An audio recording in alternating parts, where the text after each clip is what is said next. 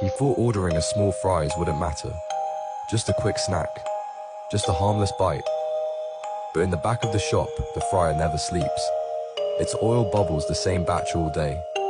Thick, dark, heavy with seed oils no one talks about. The moment he tastes the fries, something hooks inside him. His joints tighten, his energy drops, his mind fogs, but his hand keeps reaching back into the bag. Most people don't realize the salt-fat-carb mix hits the brain like a drug. You stop eating when the fryer decides, not when you do. Some workers say the fryer hums louder when someone gets addicted. No one stays near it after closing.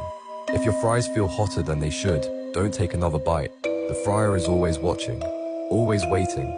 File number 001 remains active.